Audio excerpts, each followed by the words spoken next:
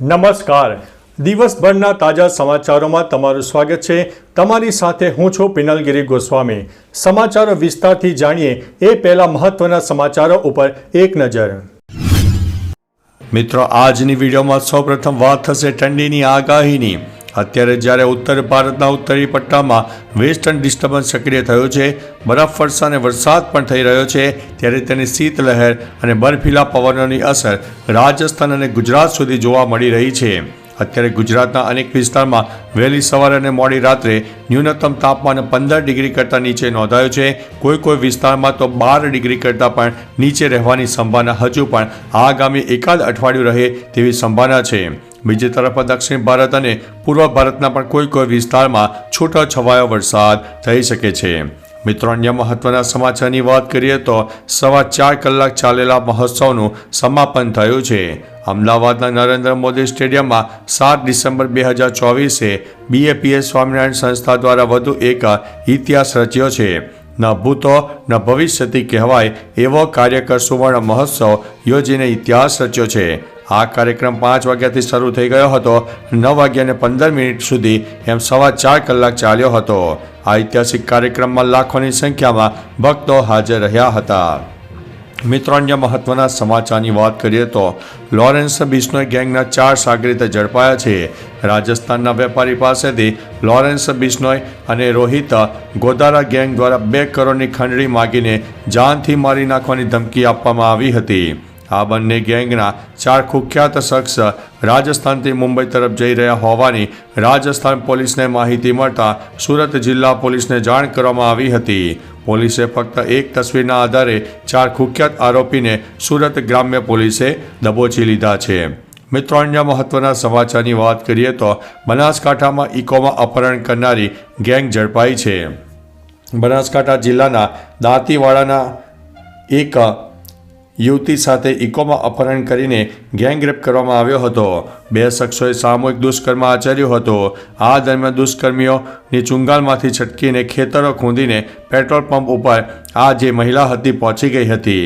આ ઘટના અંગે પોલીસે અલગ અલગ ટીમો બનાવીને તપાસ આદરવામાં આવી હતી અને તમામ વિસ્તારના 500થી વધુ CCTV ચેક કર્યા હતા.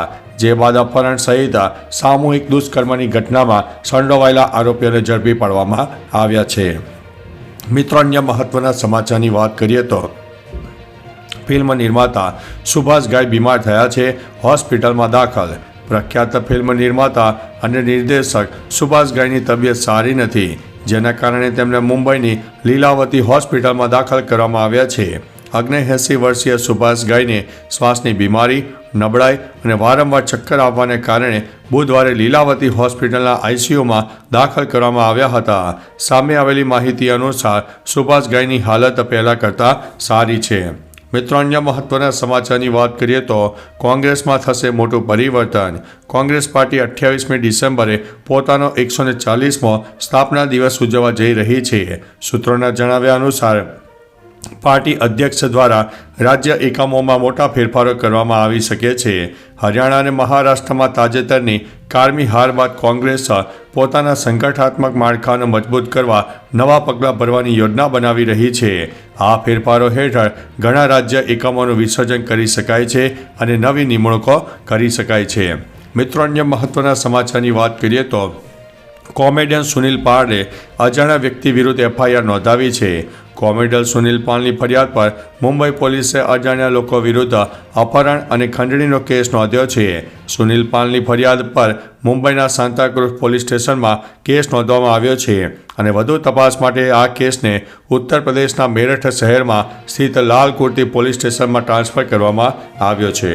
મિત્રો, અન્ય મહત્વના સમાચારની વાત કરીએ તો આ તારીખે જમા થશે PM કિસાન યોજનાનો 19મો હપ્તો. દેશના ખેડૂતો માટે સારા સમાચાર સામે આવ્યા છે. પ્રધાનમંત્રી કિસાન સન્માન નિધિના હપ્તાને લઈને અપડેટ સામે આવ્યું છે. સરકારે ચાલુ નાણાકીય વર્ષમાં 2 હપ્તા આપ્યા છે. હવે આ કારોબારી વર્ષનો છેલ્લો હપ્તો આવવાનો છે.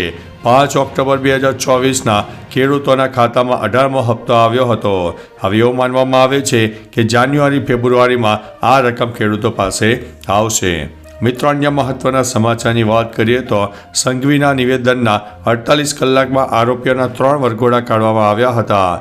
એક કાર્યક્રમમાં ગૃહ રાજ્યમંત્રી હર્ષ સંઘવીએ પોલીસ કર્મીઓને અપીલ કરતા કહ્યું હતું કે પોલીસ કર્મીઓ તેમને આપેલો દંડો છૂટથી વાપરવો જોઈએ. ગુનેગારને તેમની ભાષામાં સમજાવવું જોઈએ.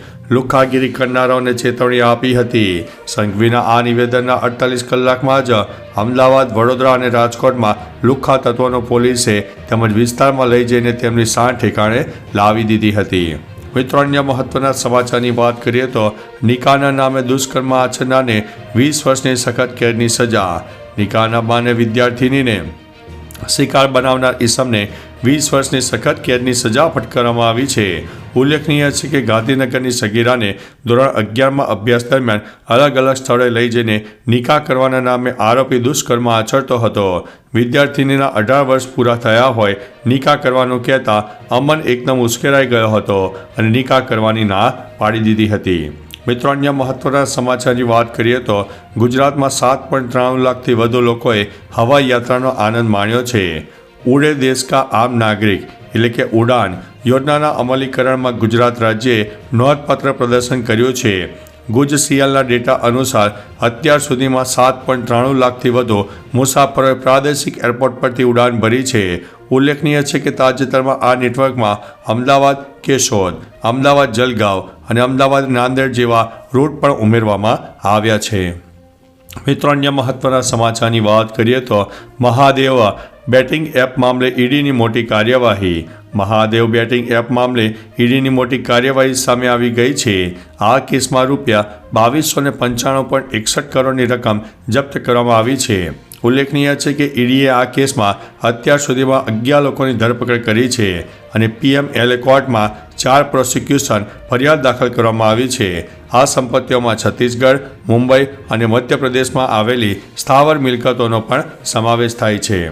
મિત્રો, અન્ય મહત્વના સમાચારની વાત કરીએ તો કાર્યકાળ સુવર્ણ મહોત્સવની એક ઝલક સામે આવી છે.